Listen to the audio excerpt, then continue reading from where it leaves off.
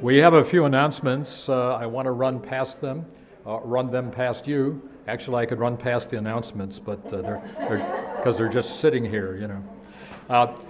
At 11:30 this morning, there's a new UU class. It's going to be in the library. If you'd like to participate but have not yet registered, just show up. The library is off to the right in the office wing there. And I'm getting a little feedback today. Is there another mic open? That's better. Thank you. A reminder that our Change for Change program, which we'll mention in the giving segment, is going to the Mesilla Valley Hospice this quarter. Also, there's a concert Saturday night. I think it starts at 7. It's called Ghosts in Harmony, and that sounds scary when you think about it. I've never seen Ghosts in Harmony. It should be an interesting show.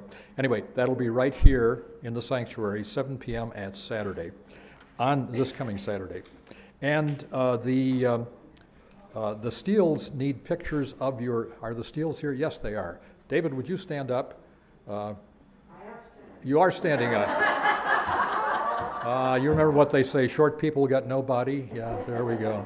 Okay, thank you, David. If you have pictures of animals that you'd like to celebrate, animals past or present, be sure and send them electronically to David, or hand them a picture and he can be copied.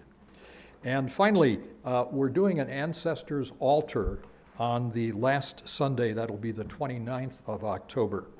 And if you would like pictures of your ancestors, or if you have pictures of your ancestors that you'd like to include in this, you can send them to, I assume, to Mike. Mike, are you taking care of that? Yes. Mike, our tech person in the back. And we'll be repeating that, I'm sure, beforehand. And I think that's it on the announcements. All right. Is that clock right? Let me check my clock. My clock says 9:58, which means we have 2 minutes, okay? So talk among yourselves. Yes, set your phones to worship mode. I'll do that with mine. There we go.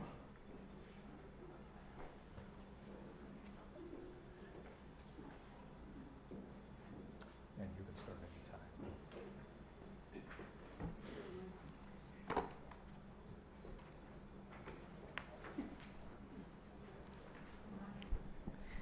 Good morning.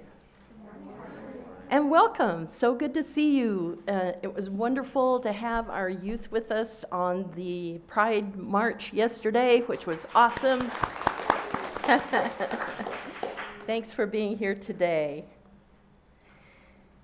I believe Charlie already invited you to put your phone in worship mode. We're going to sing today from a number of traditions, and I will say a little bit about a couple of them to be very clear. But our gathering song is called Gathered Here. Many of us know this. I'm going to sing it through so that you will remember the words, although the words will be up there, so it shouldn't be too hard. I'm going to show you some hand motions, and then we will also sing it as a round. So, man, we're going to wake up right away, right? Okay, so it's called Gathered Here. Let me sing it, and then I'll invite you to join with me.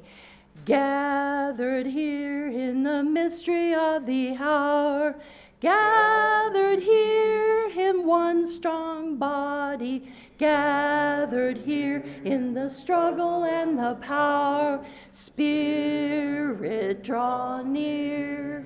Right? Okay, I invite you to rise, embody your spirit. We'll do two-part rounds. So we'll sing it together twice, and then right in the middle there, Owen will be on part 2, okay? And everybody else over here will be part 1. And it'll be fun, trust me. Okay.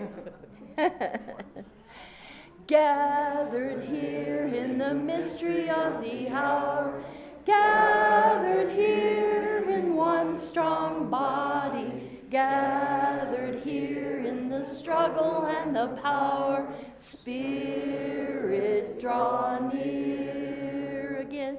Gathered here in the mystery of the hour, gathered here in one strong body, gathered here in the struggle and the power. Spirit, draw near, part one.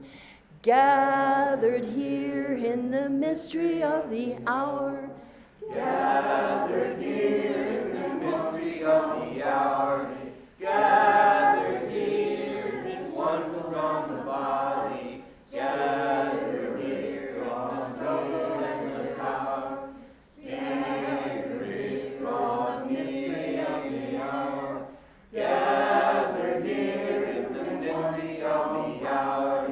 Gathered here in one strong body. Gathered here in the struggle and the power. Spirit, draw near. Thank you.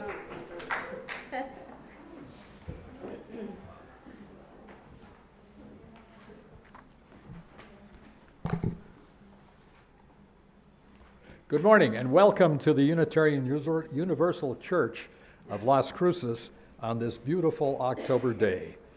Someone told me that the hot weather is gone. I don't believe that, but you know, it's an interesting concept anyway. We welcome all of you who are in the sanctuary this morning and those who are joining us via streaming technology.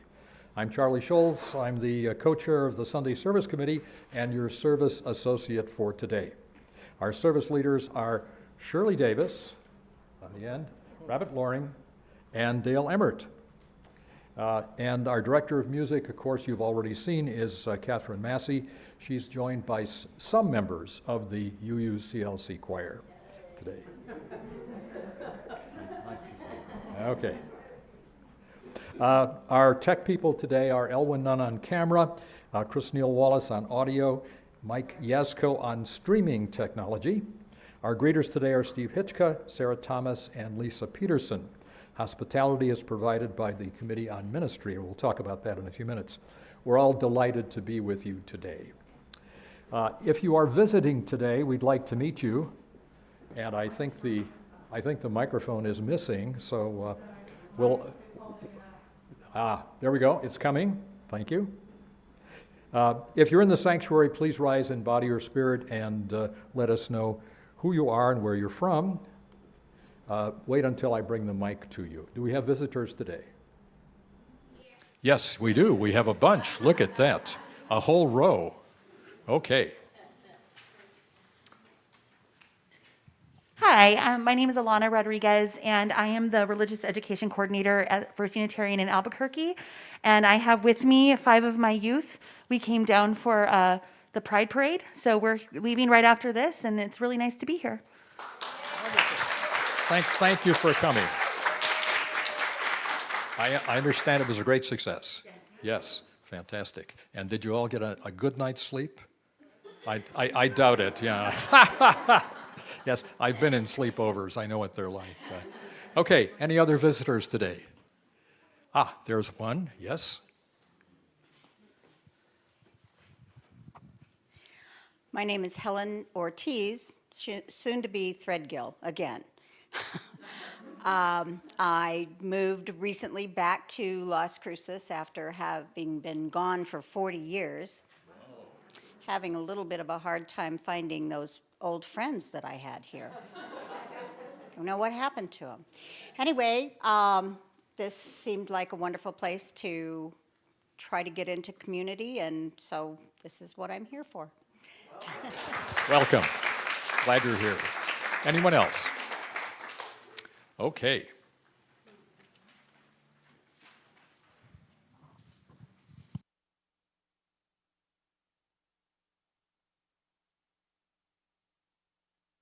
Filled out a visitor's card, be sure and do that.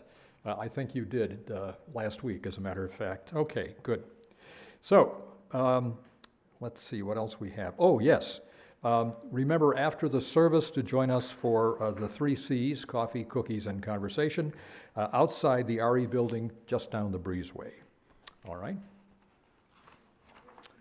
And I think that's it.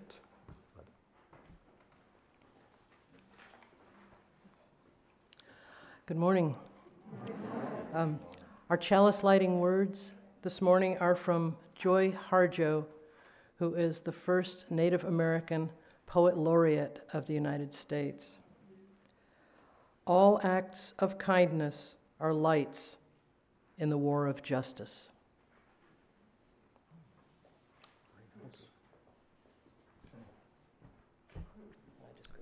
Would you please rise in body or spirit and join me in saying the affirmation of covenant? The words will be on the screen. I'll do it after that.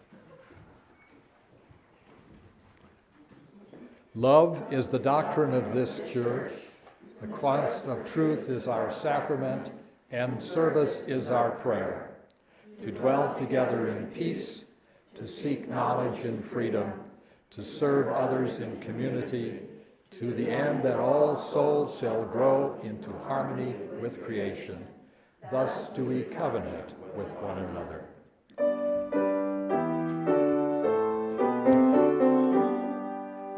From all that dwell below the skies, let songs of hope and faith arise. Let peace, goodwill on earth be sung, heard every land by every tongue. De todo bajo el gran sol, sur la esperanza de amor, verdad, belleza en la canción de cada tierra, cada voz. Thank you. Our opening words are also from Joy Harjo. Bless the poets, the workers for justice, the dancers of ceremony, the singers of heartache, the visioners, the makers and carriers of fresh meaning. We will all make it through despite politics and wars, despite failures and misunderstandings. There is only love. And a poem by Joy Harjo, which is our reading for this morning. Who sings to the plants that are grown for our plates? They are gathered lovingly in aprons or arms. Or do they suffer the fate of the motor-driven whip, of the monster reaper? No song at all, only the song of money being stacked in a bank. Who stitches the seams in my clothes, one line after another? Was the room sweaty and dark with no hour to spare? Did she have enough to eat? Did she have a home anywhere? Or did she live on the floor? And where were the children? Or was the seamstress the child, with no home of his or her own, who sacrifices to make clothes for strangers of another country? And why? Let's remember to thank the grower of food, the picker, the driver, the sun and the rain. Let's remember to thank each maker of stitch and layer of pattern, the dyer of color, in the immense house of beauty and pain. Let's honor the maker. Let's honor what's made.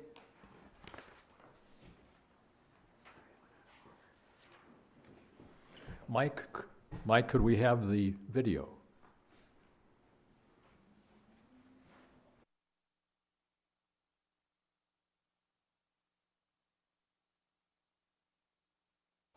Stolen Words, written by Melanie Florence, illustrated by Gabrielle Grimard.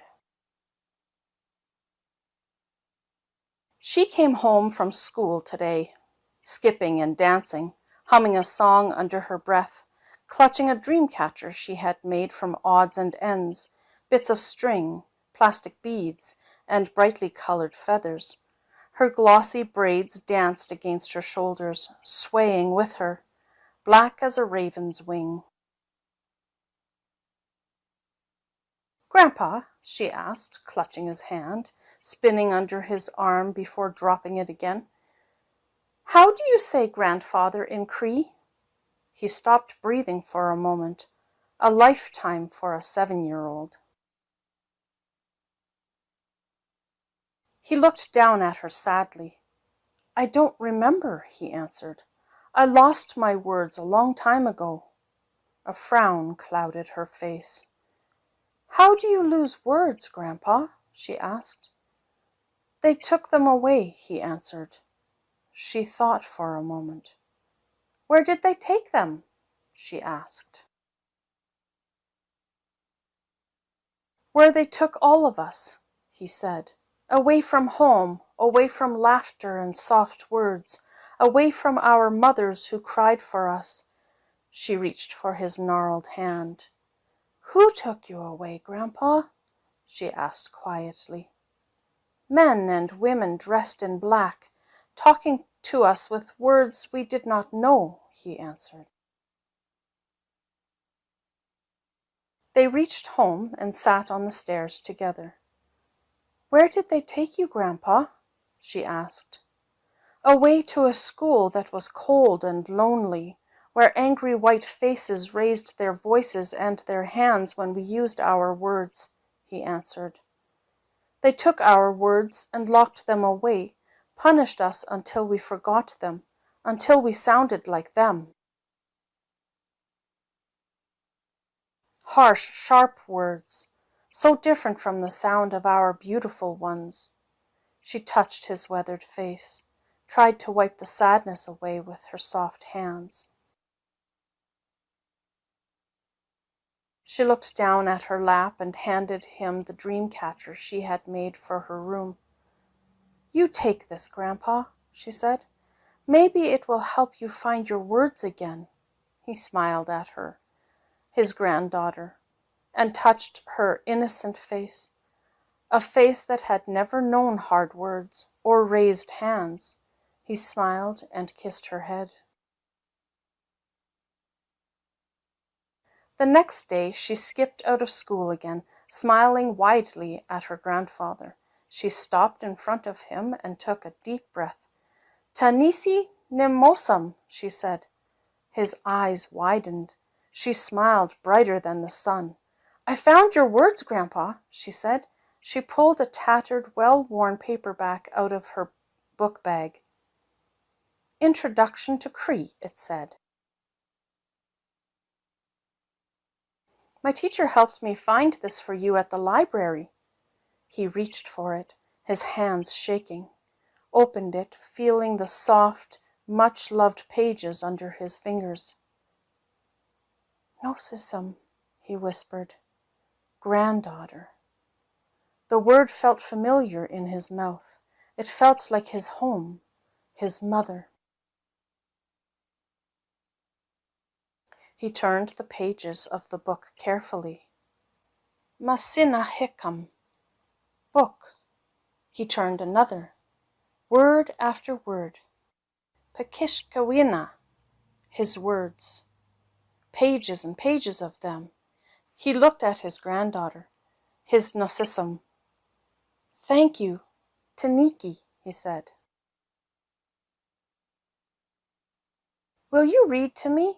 She asked, taking his hand in hers and leading him home. Will you teach me your words? His heart danced as he nodded, holding the book against his chest.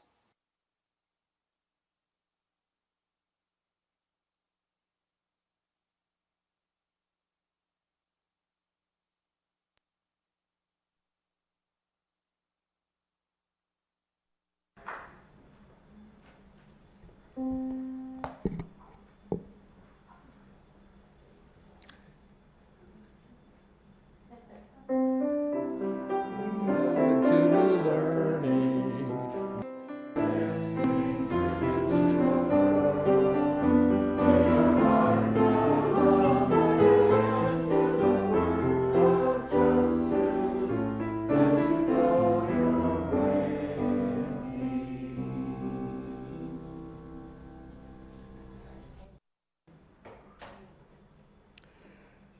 One of the ways we express our care for one another and honor one another is through the sharing of joys and sorrows and milestones.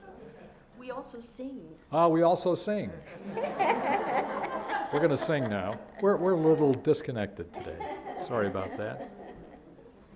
Let's sing. Our opening hymn is a Navajo prayer, which we sing with gratitude. And we will be playing drums that were made by Taos Pueblo people.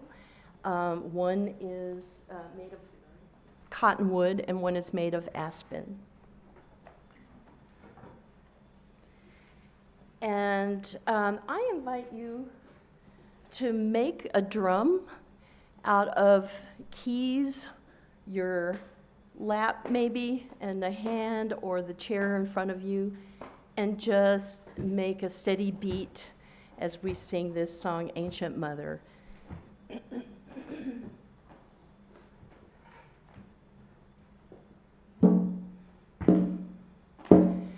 Ancient Mother, I hear you calling. Ancient Mother, I hear your song. Ancient Mother, I feel your laughter. Ancient Mother, I taste your tears. Ancient Mother, I hear you calling. Ancient Mother, I hear your song. Ancient Mother, I feel your laughter. Ancient Mother, I taste your tears. Once more. Ancient Mother, I hear you calling. Ancient Mother, I hear your song. Ancient Mother, I feel your laughter. Ancient Mother, I taste your tears.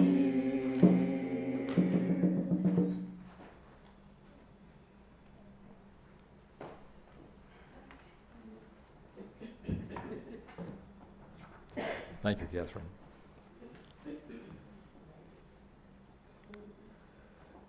One of the ways we express our care for one another and honor one another is through the sharing of joys, sorrows, and milestones.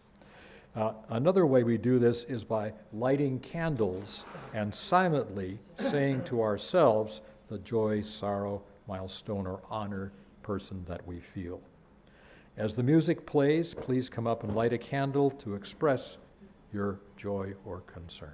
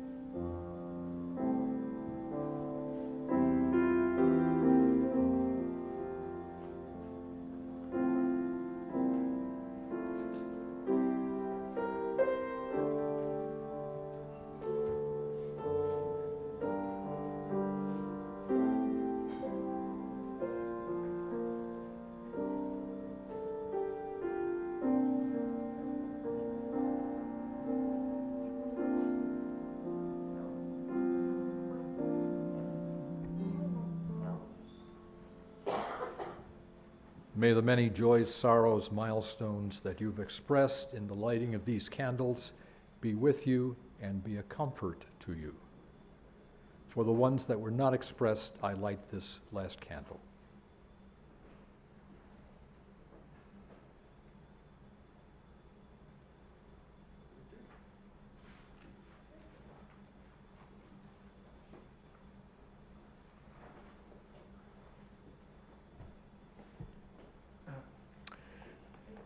May it be so.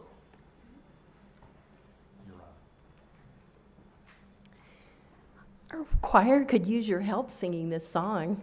There are just a few of us here today, but you're welcome to join in with us once you hear the tune.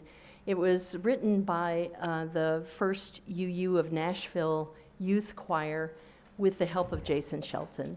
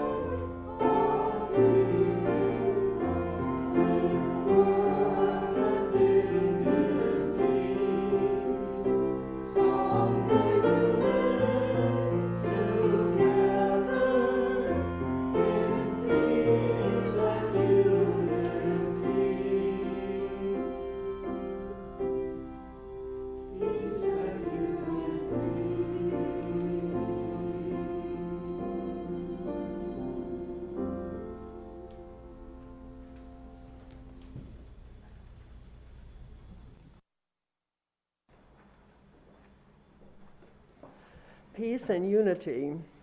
What a theme for our day today. I appreciate the videos and the music, Catherine. I'll begin with a history of our Multicultural Awareness Group here at UUCLC. This group started as a response to the Multicultural Transformation Day in November of 2019. Many members of the congregation completed the Intercultural Development Inventory at that workshop. Our group started to educate ourselves by meeting to discuss the book White Fragility by Robin DiAngelo. We went on to read many additional books dealing with the effects of racism in our society. These books included The Sum of Us by Heather McGhee, Once I Was You by Maria Hinojosa, Uprooting Racism by Paul Kibble, 10 Lives, 10 Demands by Solomon Jones, and American Apartheid by Stephanie Woodard. But the book that shocked us the most and promoted our service today was An Indigenous Peoples History of the United States by Roxanne Dunbar Ortiz. Interestingly, our RE youth had read the young people's version of this book, taking several months to study it in great detail. The Multicultural Awareness Group has taken action through demonstrations in support of Black and Brown Lives Matter, right in front of our buildings out here, bringing up items of concern at police open forums, funding work safety items for migrant farm workers, writing to our state legislators in support of establishing a living minimum wage for farm workers. We also work in support of establishing the 8th principle at UUCLC. Now we would like to take action on behalf of the Indigenous peoples of our state. And Dale will continue the story.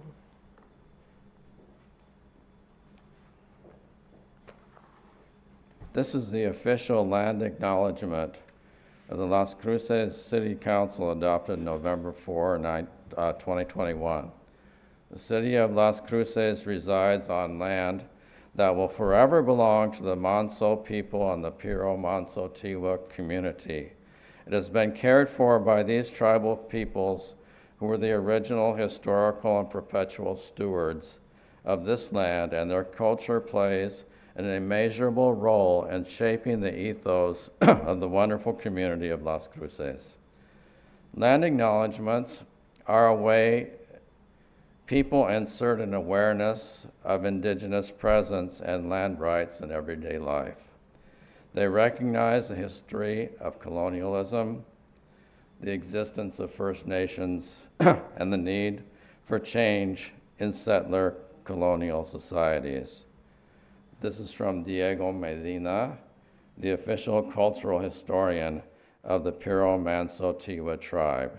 He tells us, our Manso ancestors were the first community here prior to the Pueblo Revolt, who made this area their home and stewarded it and cared for it spiritually and ecologically through their kinship and cultural practices. The Piro and Tiwa people migrated to the Mesilla Valley from northern and central New Mexico following the Pueblo Revolt of 1680. As new indigenous groups moved in and settled in the Mesilla Valley, Pueblo communities were established, creating a rich mixture of indigenous cultures in the area. These historical changes have led to a lot of erasure and displacement of our tribal people. Despite all that, the Piro people, the Tiwa people, and the Manso people are still here with us, in us, as us. The Piro Manso Tiwa tribe is still seeking federal recognition.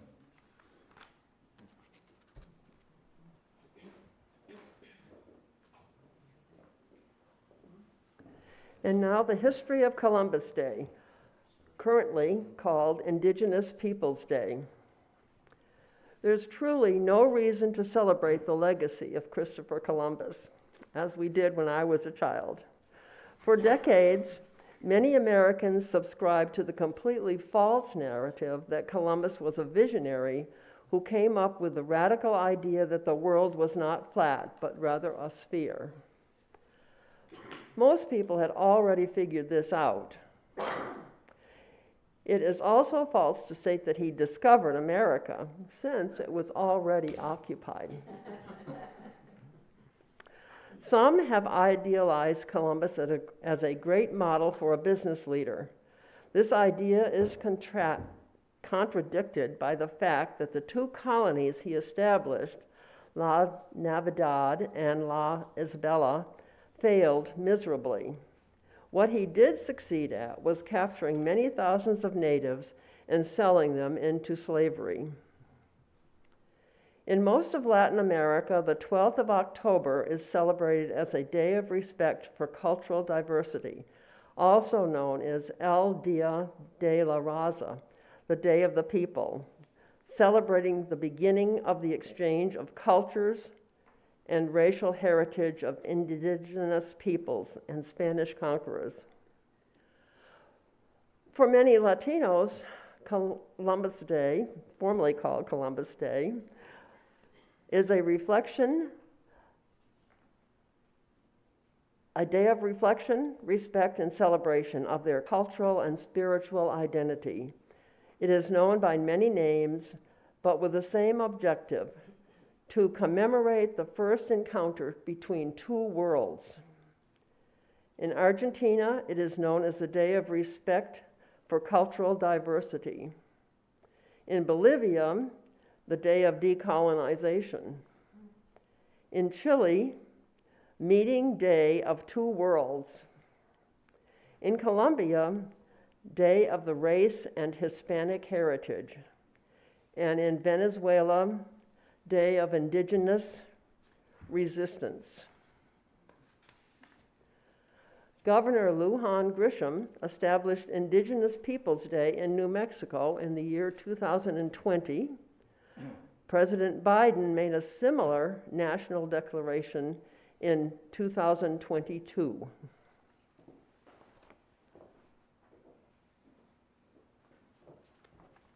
History of oppression and appropriation. Jody Voice Yellowfish, founder and chair of a movement to raise awareness of missing and murdered Indigenous women, wrote, "When as Indigenous or American Indian people are seen as mythical, inherently wise, or magical, they are assumed to have no depth or individuality. It feels and often looks like we are viewed only in the present and in that specific moment to fill a void in someone's life, and then the person is discarded. Indigenous people must be valued. American Indian origin stories are not known or shared in most public schools. The vast amount of people in America did not learn the true history of this country and may not have had to deal with the violence that history books leave out. A key part of that history is data on missing and Indigenous women that was uncollected for generations.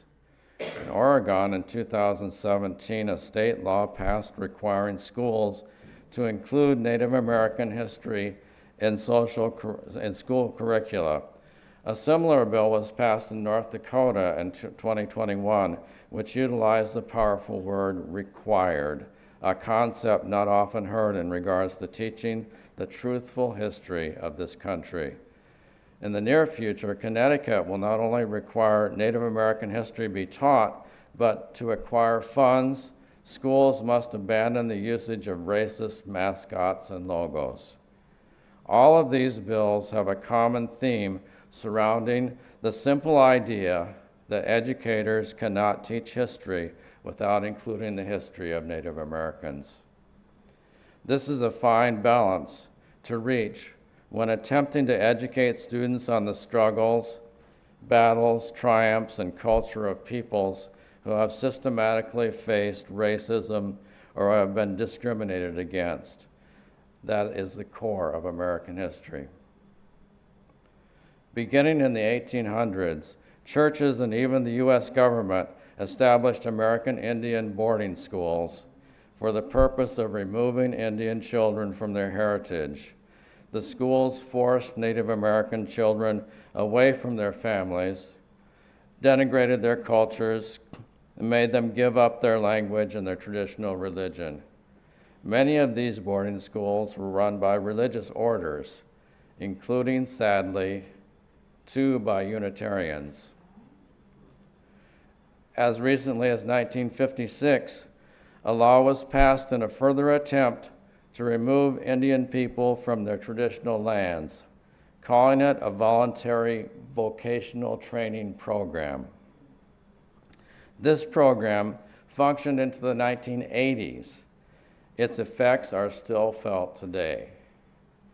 The Interfaith Network for Indigenous Communities, which includes UU representation, acknowledges we know that a radical shift must occur in our own theologies as we seek to repudiate the doctrine of discovery and the way Christianity has been used to justify colonialism, domination, slavery, and genocide of Indigenous people.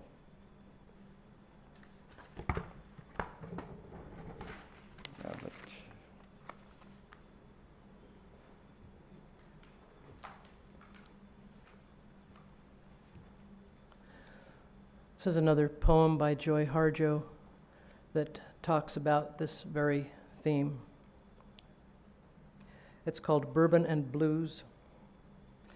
We were wild then, as we emerged from bloody history into the white clothes of pious religion and rules, then sent off to Indian school to learn how to forget our mothers, fathers, the grandparents who loved and love us. We were still in the embrace of the God of the plains, horses, of where sky and earth meet. Every day was a praise song. Every word or act had impact into the meaning of why we are here as spirits dressed in colored earth. We were wild then. They said because we spoke a different language and would not give over our spirits to them. And though they tried, they could not ever remake us. No matter how hard they drilled and forced us, we died over and over in those stiff desks as our hearts walked home. We sat on the fire escapes outside our dorm rooms on cold winter nights and made plans to escape history. We were wild then. We didn't take well to mind imprisonment. Our dreams could not be confined by the walls of institutional green of misbegotten bureaucracy. We found alcohol, smoke, anything else to break through to the other side, where our visions shivered there near the hills outside of our campus, waiting for us to recover from the sickness of forgetfulness. Some of us did not make it. We carried their bodies far away from the cities and set their spirits free. This moment is for them, gives them nourishment of our love to keep moving toward home. We were wild then. I will always remember that night far south of town where we sat at the bar after our escape. You had gone to war and had become a painter, poet, and singer. I was a poet, mother, and I was learning how to sing. We talked history, heartache, the blues, and what it means to be an artist with nothing to lose, because we lost everything here at the edge of America.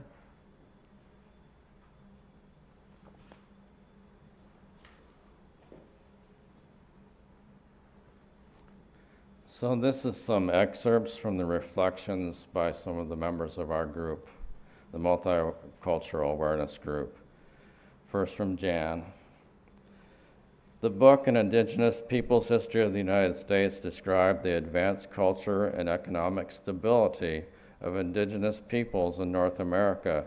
It told of their spiritual understanding of the need to be good stewards of the earth and the waters, both sacred, and of their basic sense of community and the common good. Then it showed how much the colonizing Europeans tried to take away those beliefs by removing tribes from their lands time and time again. They even took the children away from their families to be placed in boarding schools where they were forced to speak only English and give up their native customs and spirituality. It made me sad to read that the American Unitarian Association participated in assimilation efforts with two different nations, the Ute people of Colorado and Utah, and later with the Crow Nation in Montana. This is from Carla. Carla used to be here, and now she's in Philadelphia, but she still joins our group via Zoom.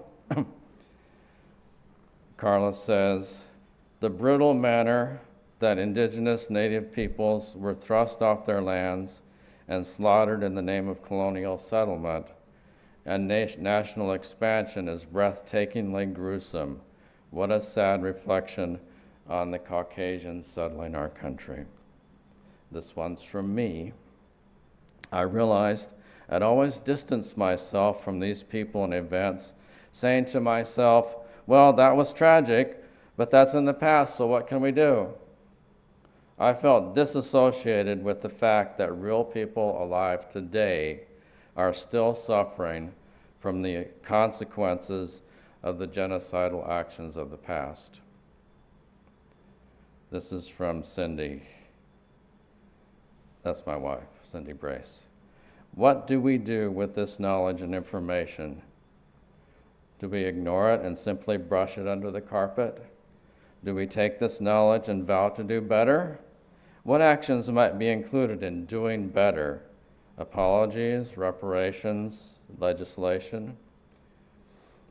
And this one's from Rabbit. The Zia is a sacred symbol that was appropriated years ago from the Zia people. It was put on our state's flag without their permission. It appears on merchandise and clothing. When the symbol is altered, it is hurtful. Many people use the symbol in ignorance of its sacredness to the Zia people, not intending to dishonor it, but using it without permission is dishonoring. We can do something to change that. And the last one is from Sarah. We have a Zia symbol prominently displayed in our sanctuary.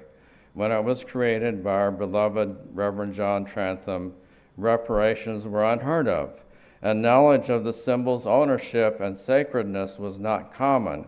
Unfortunately, the Zia symbol in our sanctuary is not in shape, no pun intended, to be approved. The Christian-style extensions of the vertical pieces render it an insult. They would need to be shortened to equal lengths with the sides. A number of people in this congregation have made this suggestion. When John Trantham's widow, Gail, was asked about that, she replied, "That's fine." Our very first reparation should be to restore our Zia symbol to its sacred shape and then seek approval for its use in our sanctuary from the Zia Council. Now that we know, it is important that we make it right, and there is an avenue in place to do this. Those wanting to use the sacred Zia symbol apply to the governors of the Zia Council for approval. Then they contribute money to a scholarship fund for Zuni children, for Zia children. Many organizations are following this route, and we can too. That's from Sarah.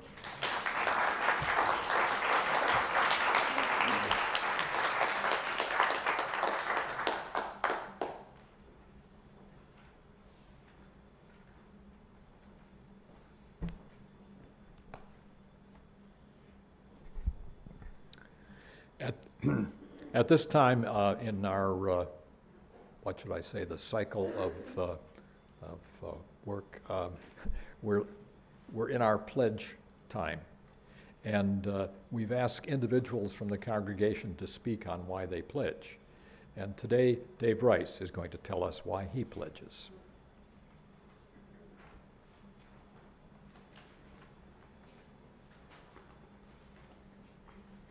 Well, I'm also been asked. I'm a friend of Steve and Susan Hitchcock, of course. And, microphone, sorry. I'm new at this game. Okay. I would like to speak in support of the Pledge campaign because as I've been asked to have the privilege of serving as chair of social justice, and I've seen firsthand examples of leadership, people acting out our item of covenant of right relations, which says to serve others in community. Part of that is advocacy, part of that is hands-on work. And that work includes people, friends and members, but also our staff who act together to get things done, that is in community. With that in mind, supporting our pledge campaign helps us grow our capacity to act in service of others. And so I would urge you to support our campaign. And why do we need a committee to do this? Well, I think the MAG group, I know them as, I can't. Anyway, the MAG group is an example of a group working together and now having a product to share and advocate. But others are serving in capacities that I'm not able to do. Elwyn, for example, leads a food ministry, and anyone who's tried to eat my food would know that's not a gift that I have. But so I would urge you to support this opportunity to grow our capacity to serve. I'll close with one of my favorite quotes from Mother Teresa. I can do things you cannot do. You can do things that I cannot do. Together, we can do great things. Thank you.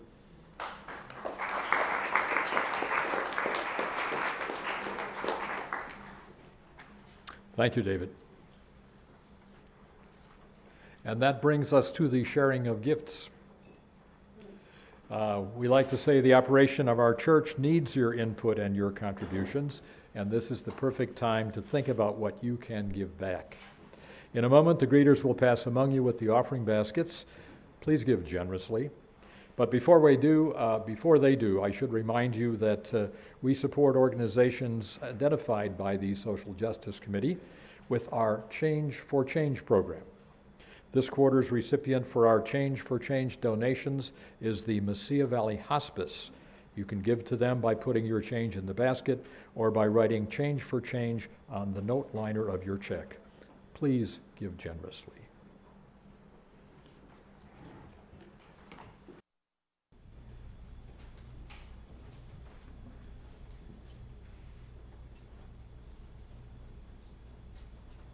The wisdom of the great Chief Seattle reminds us all things are connected.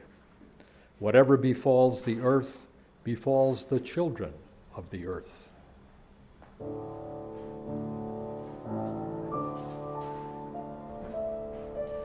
All things share the same breath, the beast, the tree, the man. The air shares its spirit with all the life it supports. We did not weave the web of life, we are merely a strand in it. Whatever we do to the web, we do to ourselves. This we know.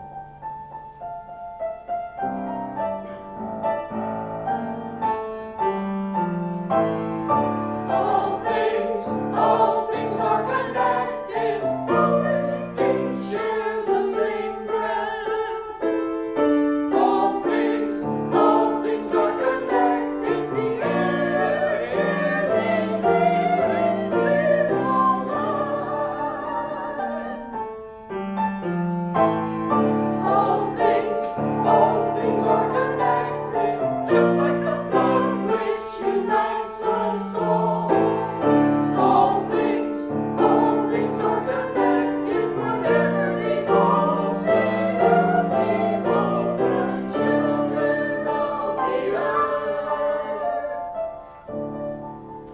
Treat the earth well.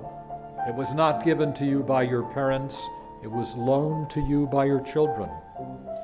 We do not inherit the earth from our ancestors, we borrow it from our children.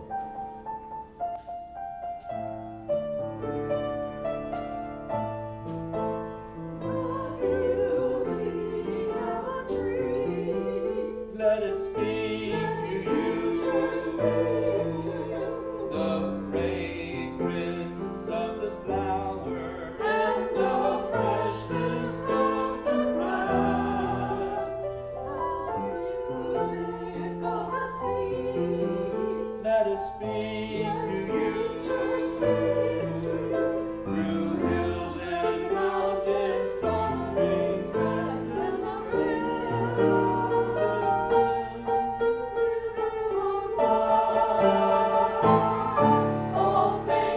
All things are connected, just like the blood which unites us all. All things are connected, whatever befalls the earth, befalls the children of the earth.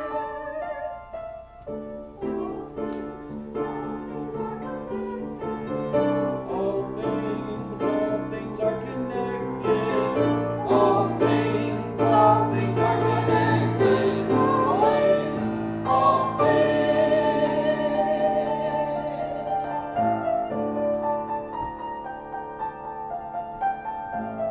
Only after the last tree has been cut down, only after the last river has been poisoned, only after the last fish has been caught, only then will we find money cannot be eaten.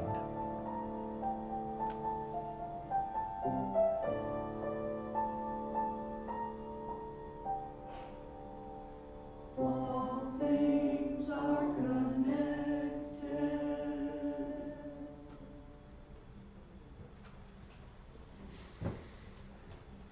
Our closing hymn is number 1071, On the Dusty Earth Drum. Catherine?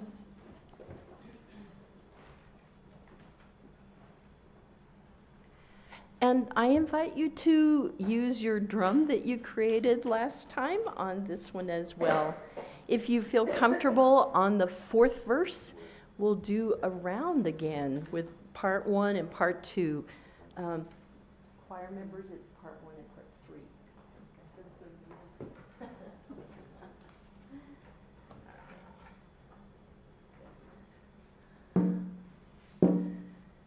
On the dusty earth drum beats the falling rain.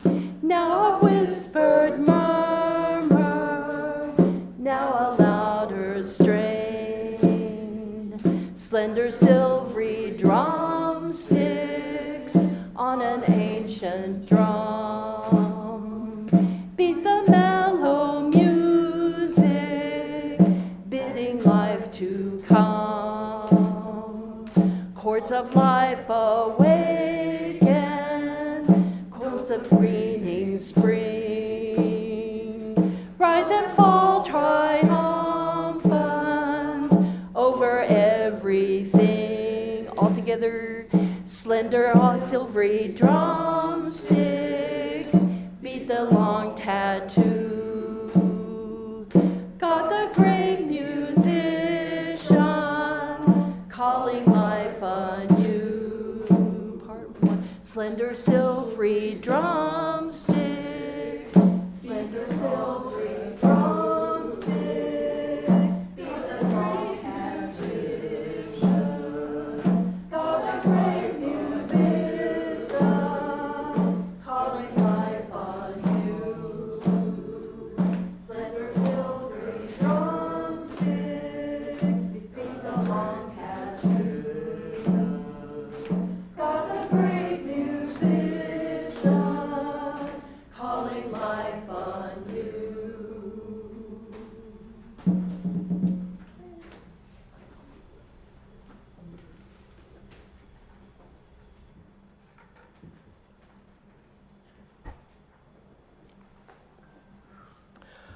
Our closing words are from a Diné closing prayer from the Navajo Blessing Way ceremony, Walking in Beauty.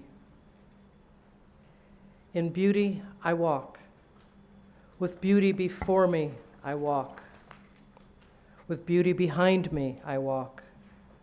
With beauty above me I walk. With beauty around me I walk. It has become beauty again. Today I will walk out. Today everything negative will leave me. I will be as I was before. I will have a cool breeze over my body. I will have a light body. I will be happy forever. Nothing will hinder me. I walk with beauty before me. I walk with beauty behind me. I walk with beauty below me. I walk with beauty above me. I walk with beauty around me. My words will be beautiful. In beauty all day long may I walk. Through the returning seasons may I walk. On the trail marked with pollen may I walk. With dew about my feet may I walk. With beauty before me may I walk. With beauty behind me may I walk. With beauty below me may I walk. With beauty above me may I walk. With beauty all around me may I walk. In old age wandering on a trail of beauty, lively may I walk. In old age wandering on a trail of beauty, living again may I walk. My words will be beautiful.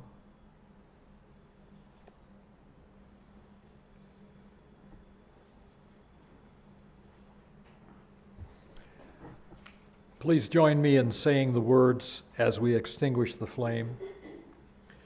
We extinguish this flame, but not the light of truth, the warmth of community, or the fire of commitment.